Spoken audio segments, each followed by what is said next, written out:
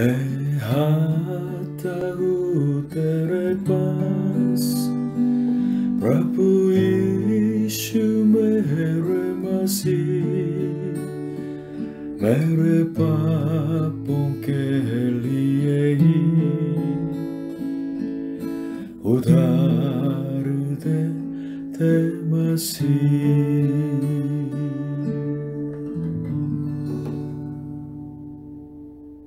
Hallelujah. प्रभु यीशु मसीह जी आप सभी को आशीष दे। मृत्यु क्या ये स्वाभाविक फिनोमिना है, स्वाभाविक बात है या अस्वाभाविक? मनुष्य को मरना वास्तव में मनुष्य की नियति है और सबका अंत है, बस यही है? बाइबल इसके बारे में क्या कहती है? बाइबल कहती है नहीं। बाइबल कहती है मृत्यु अस्वाभाविक है, unnatural. Death is unnatural. क्योंकि परमेश्वर की योजना नहीं थी। परमेश्वर की योजना, ओरिजिनल जो प्लान थी कि मनुष्य को जीवन देना, मनुष्य को अनंत जीवन देना। तो अगर ऐसा है, मृत्यु कैसे मनुष्य के ऊपर शासन करने लगी? बाइबल के एक जो वर्स बताती है, पाप की मजदूरी तो मृत्यु है। पाप की मजदूरी तो मृत्यु है। पाप की वजह से मृत्यु क्रियाशील होने लगी। हम बाइबल के द्वारा ये समझ लेते हैं कि यहोवा परमेश्वर ने आदम को एक मात्र आज्ञा दी थी कि आदम को कभी भले बुरे के ज्ञान के जो पेड़ का फल नहीं खाना था। अगर वो खाएगा तो मरेगा, यहां तक उन्होंने स्पष्ट कर दिया था। लेकिन अभी मृत्यु आ गई है। इसका मतलब क्या है? मनुष्य पापी है। हम कैसे मृत्यु पर विजय पा सकते हैं? सिर्फ जीवन ही से। मृत्यु में से जो जी उठ सकता है वो मृत्यु पर विजय पाता है। तो पूछना है, कौन मृत्यु में से जीवित किए गए हैं? कौन मृत्यु में से जी उठा है? सिर्फ प्रभु यीशु मसीह ही। हालेलुया। इसलिए आप प्रभु यीशु पर विश्वास कीजिए ताकि आप मृत्यु में से बाहर आ सके, ऐसे धन्य जीवन बन सके। हालेलुया। इसलिए आज के उपदेश का जो शीर्षक है, मसीहा की जय, मृत्यु पर विजय, विक्ट्री ओवर डेथ। हालेलुया। आज के वचन पहला कुरिन्थियों 15 अध्याय 17 से लेके 26 तक। और यदि मसीहा नहीं जी उठा तो तुम्हारा विश्वास व्यर्थ है और तुम अब तक अपने पापों में फंसे हो। वरन जो मसीहा में सो गए हैं वे भी नाश हुए। यदि हम केवल इस जीवन में मसीहा से आशा रखते हैं तो हम सब मनुष्यों से अधिक अभागे हैं। परंतु सचमुच मसीहा मृतों में से जी उठा है और जो सो गए हैं उनमें पहला फल हुआ। क्योंकि जब मनुष्य के द्वारा मृत्यु आई तो मनुष्य ही के द्वारा मरे हुओं का पुनरुत्थान भी आया। और जैसे आदम में सब मरते हैं वैसा ही मसीहा में सब जलाए जाएंगे। परंतु हर एक अपनी अपनी बारी से। पहला फल मसीहा, फिर मसीहा के आने पर उसके लोग। इसके बाद अंत होगा। उस समय वह सारी प्रधानता और सारा अधिकार और सामर्थ्य का अंत करके राज्य को परमेश्वर पिता के हाथ में सौंप देगा। क्योंकि जब तक कि वह अपने बैरियों को अपने पांव तले न ले आए तब तक उसका राज्य करना अवश्य है। सबसे अंतिम बैरी जो नाश किया जाएगा वह मृत्यु है। 1 Corinthians chapter 15 verses 17 to 26. And if Christ has not been raised, your faith is futile, you are still in your sins. Then Those also who have fallen asleep in Christ are lost. If only for this life we have hope in Christ, we ought to be pitied more than all men. But Christ has indeed been raised from the dead, the first fruits of those who have fallen asleep. For since death came through a man, the resurrection of the dead comes also through a man. For as in Adam all die, so in Christ all will be made alive, but each in his own turn. Christ the first fruits, then, when he comes, those who belong to him. Then the end will come, when he hands over the kingdom to God the Father, after he has destroyed all dominion, authority, and power.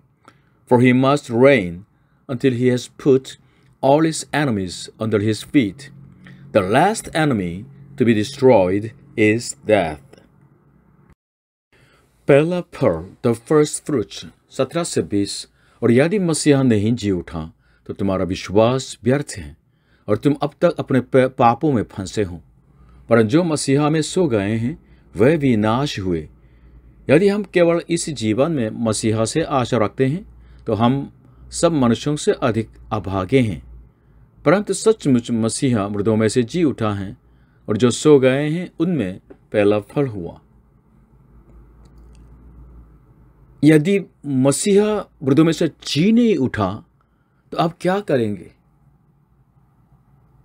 अगर हमारी आशा सिर्फ इस दुनिया के अंदर ही है, मतलब अगर सचमुच में अनंत जीवन नहीं है, आप क्या करेंगे? 17 या 19 पद की ये प्रश्न की चुनौती है। परिणाम यह है कि डिसीजन यह है कि परमेश्वर पर विश्वास करने की आवश्यकता नहीं। अगर पुनरुत्थान नहीं है, मृतों में से जी उठना नहीं है, अनंत जीवन नहीं है, तो परमेश्वर पर विश्वास क्यों करें? इस दुनिया में ऐश करके अपनी मर्जी से वो जी सकते हैं। क्यों? अगर मरेंगे तो सब खत्म हो जाएंगे। लेकिन अभी इस जो वचन के द्वारा पौलुस प्रेरित इस तरह प्रश्न पूछने के उनकी जो प्रेरणा क्या है, क्यों इस तरह पूछ रहे हैं? पौलुस इन प्रश्नों के द्वारा इसको बिल्कुल पक्का करना चाहते हैं कि मसीहत के हमारे जो विश्वास के बुनियाद क्या है। हमारी आशा का, हमारी जो विश्वास का बुनियाद है कि प्रभु यीशु मसीह मृतों में से जी उठा है। हालेलुया। और वह विश्वास में जो सोए हुए लोग, मतलब विश्वास में जो मरे हैं, उनके लिए पहला फल हुआ। प्रभु यीशु के मृतों में से जी उठना वास्तव में जो विश्वास जो मरे हैं उनके लिए आशा का पहला फल है। उनकी आशा का गारंटी बन गया। बाइबल हमारी मुक्ति के बारे में कैसे बताते हैं? बाइबल के अनुसार हमारी मुक्ति के अंतिम स्थिति ये नहीं कि हमारी आत्मा सिर्फ स्वर्ग में जाके वहां से रहना, वो बाइबल की शिक्षा नहीं है।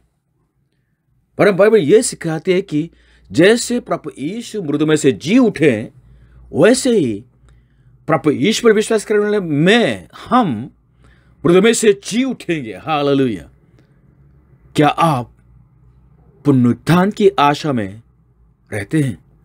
क्या आप पुनरुत्थान की देह को पहनना चाहते हैं?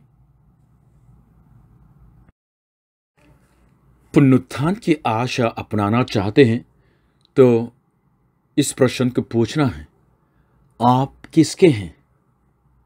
Who do you belong to? 21 से 23। क्योंकि जब मनुष्य के द्वारा मृत्यु आई तो मनुष्य ही के द्वारा मरे हुओं का पुनरुत्थान भी आया। और जैसे आदम में सब मरते हैं, वैसा ही मसीहा में सब जलाए जाएंगे। परंतु हर एक अपनी अपनी बारी से, पहला फल मसीहा, फिर मसीहा के आने पर उसके लोग। मनुष्य के पतन और मुक्ति के बारे में वर्णन करते हैं तो बाइबल दो आदमी की बात कहते हैं। कौन? पहले आदमी आदम और प्रभु यीशु मसीह। इन दोनों पुरुषों से मानव जाति के पतन और मुक्ति के बारे में वर्णन करती है बाइबल। एक पुरुष आदम के अनाज्ञाकारिता से मानव जाति पापी बन चुके हैं, मृत्यु आ गई है उनको। लेकिन दूसरे पुरुष यानी प्रभु यीशु मसीह के आज्ञाकारिता के द्वारा, यानी क्रूस पर प्रभु यीशु की मौत, प्रायश्चित की मौत और मृत्यु में से जी उठने के द्वारा मानव जाति को मृत्यु में से जिलाया जाने की आशा मिल गई है। हालेलुया। इसलिए पूछना है, आप किसके हैं? आप किस में बिलोंग करते हैं? अगर आप सिर्फ आदम में बिलोंग करने वाले हैं, बस आप जिंदा तो हैं लेकिन मुर्दे हैं। वरन अगर आप प्रभु यीशु के बन जाते हैं तो प्रभु यीशु आपके लिए पुनरुत्थान का पहला फल है। और जैसे प्रभु यीशु मृत्यु में से जी उठे, वैसे आप भी जो प्रभु यीशु पर विश्वास करते हैं, प्रभु यीशु के दूसरे आगमन के थाई में जी उठेंगे, आप चिल्लाए जाएंगे। हालेलुया। जैसे 22 पर वादा किया गया है। प्रभु यीशु पर विश्वास कीजिए और प्रभु यीशु के बन जाइए, आपको पुनरुत्थान की आशा मिल जाएगी। आमीन। मुक्ति पाने के लिए प्रभु यीशु मसीह को ठीक से जानना बहुत जरूरी है। प्रभु यीशु मसीह कौन है? बाइबल कहती है, राजाओं का राजा। Jesus Christ is the king of kings. 24 से लेकर 26 तक। इसके बाद अंत होगा। उस समय वह सारी प्रधानता और सारा अधिकार और सामर्थ्य का अंत करके राज्य को परमेश्वर पिता के हाथ में सौंप देगा, क्योंकि जब तक कि वह अपने बैरियों को अपने पांव तले न ले आए, तब तक उसका राज्य करना आवश्यक है। सबसे अंतिम बैरी जो नाश किया जाएगा वह मृत्यु है। हम दुष्टता से भरे हुए दुनिया में रहते हैं। सारा अधिकार तो परमेश्वर देते हैं, लेकिन जैसे हम देखते हैं कि यूक्रेन और रशिया में अंदर जो युद्ध में देखते हैं, दुष्ट जो मनुष्य परमेश्वर की तरफ से दिए हुए जो अधिकार को परमेश्वर के लिए प्रयोग नहीं करते हैं, लोग उसी के द्वारा तो दूसरों को मार डालते हैं, नष्ट करते हैं और बहुत बुराइयां तो करते हैं। क्या आप बुराई को देखते हैं? तो इस बात को भी जरूर देखिएगा कि परमेश्वर एक दिन उन सब का न्याय करेगा। परमेश्वर ने किसको मानव जाति का न्याय ठहराया? परमेश्वर ने किसको सचमुच में संसार को जज करने के लिए ठहराया? बाइबल कहती है प्रभु यीशु मसीह। प्रभु यीशु मसीह के न्याय कब है? जगत के अंत है। बाइबल अभी कहते हैं 24 पद। तो प्रभु यीशु मसीह के न्याय किसी ढंग से किया जाता है, यहाँ से थोड़ा सा वर्णन है। तो 24 पद में प्रभु यीशु मसीह सारी प्रधानता, सारा अधिकार और सामर्थ्य को बिल्कुल अंत करेगा। इसके बाद राज्य को, किंगडम को परमेश्वर पिता के हाथ में सौंप देगा। हाँ, प्रभु यीशु मसीह इस दुनिया में आए हमारे पाप के प्रायश्चित करने के लिए। बहुत कोमलता से आए हैं, बहुत कमजोर मनुष्य जैसे आए हैं। निर्दोष व्यक्ति हमारे लिए पाप के लिए मेमना बन गया है, मारा गया, गाड़ा गया, जी उठे, स्वर्गारोहण हो गया। लेकिन अभी प्रभु यीशु मसीह कौन है? प्रभु यीशु मसीह इस पूरे आकाश पृथ्वी पर शासन करने वाले राजा हैं। इसलिए बाइबल प्रभु यीशु मसीह को राजाओं का राजा और प्रभुओं का प्रभु टाइटल देते हैं। 25 पद में क्या लिखा है? वो राजा अपने बैरियों को अपने पांव तले ले आने तक राज्य करेगा। इसलिए 25 में क्या लिखा है? उसका राज्य करना, प्रभु यीशु का राज्य करना आवश्यक है। प्रभु यीशु मसीह के शासन न केवल संसार पे वरन मृत्यु पर भी होगा ना। इसलिए प्रभु यीशु मसीह के जो अंत का काम क्या होगा, उसमें यह है कि मृत्यु को भी नाश करने वाला काम है। मनुष्य के जो शत्रु हैं, अंतिम शत्रु कहते 26 पद में, सबसे अंतिम बैरी जो नाश किया जाएगा वह मृत्यु है।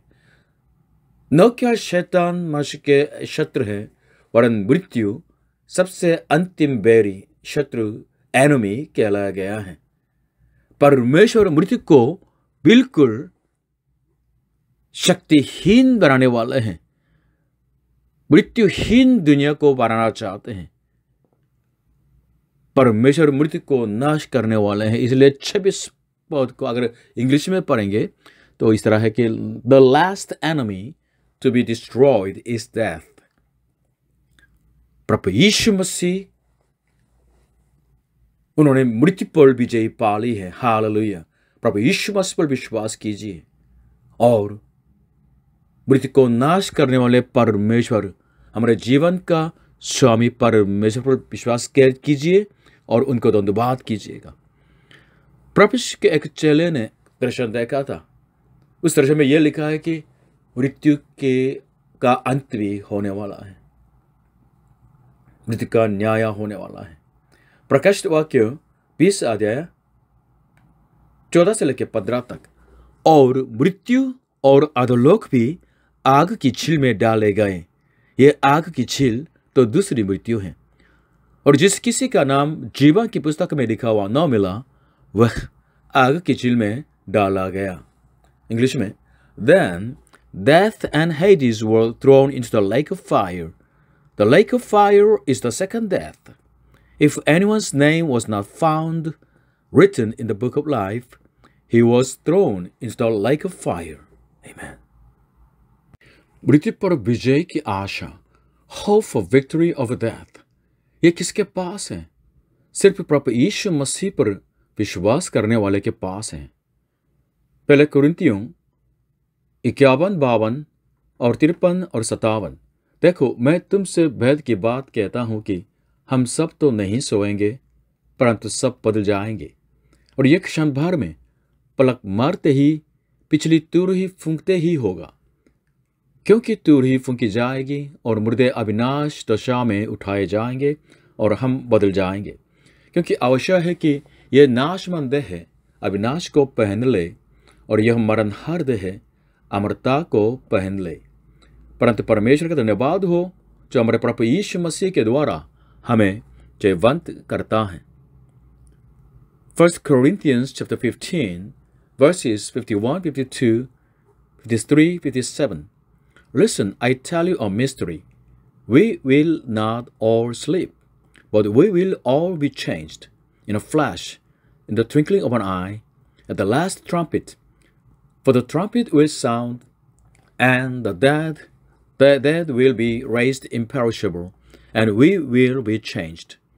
For the perishable must clothe itself with the imperishable, and the mortal with immortality. But thanks be to God, He gives us the victory through our Lord Jesus Christ. पुनरुत्थान की देह के बारे में बाइबल में वर्णन है। जब प्रभु यीशु मृत्यु में से जी उठे हैं तो उनके चेले उनको ठीक से समझ नहीं पाए थे। मगदला मरिया प्रभु यीशु की एक चेली थी। प्रभु यीशु से मिलने के बावजूद भी वो एकदम नहीं से समझ लिया, क्योंकि उन प्रभु यीशु का रूप बदल गया था। बाद में समझ गया है। और दूसरा उदाहरण है कि प्रभु यीशु के चेले बिल्कुल डर के मारे कमरे के जो बिल्कुल दरवाजे बिल्कुल बंद करके ये लोग अंदर इकट्ठे हुए थे, तो प्रभु यीशु अचानक उस कमरे में प्रकट हो गया और उनको कहा शांति हो। और समुद्र के किनारे पर प्रभु यीशु से मिले और प्रभु यीशु ने उनको कहा कि कुछ खाने का है, तो उन्होंने भुनी हुई मछली को दिया, प्रभु यीशु ने खाया है। हाँ, पुनरुत्थान के देह रूपांतर तो हो गया, लेकिन वास्तव में वही देह है इसलिए, और प्रभु यीशु खा भी सकते थे। और प्रभु यीशु ने अपने चेलों को दिखाया कि देखो मेरा पंजर को देखो जहां पैदा गया, और जो जिनके हाथ में पैर के ऊपर जो खीर थोका गया था उस फात को भी दिखा दिया है। हाँ, वही देह है, लेकिन अमरता के देह, अविनाश का देह, पुनरुत्थान की देह है। इस तरह जैसे प्रभु यीशु जी उठे मृतों में से, हम भी जी उठेंगे, क्योंकि प्रभु यीशु हमारा पुनरुत्थान का पहला फल हुआ। हालेलुया। प्रभु यीशु मृतों से जी उठे और अभी भी जीवित परमेश्वर है, और हमारे पुनरुत्थान की आशा का वो गारंटी है। हालेलुया। प्रभु यीशु आपके लिए, आपके पापों के लिए मरा, और प्रभु यीशु आपके लिए जी उठे पुनरुत्थान की आशा दिलाने के लिए। इसलिए प्रभु यीशु पर विश्वास कीजिए, प्रभु यीशु को अपने मुक्तिदाता के रूप में, प्रभु के रूप में ग्रहण कीजिएगा।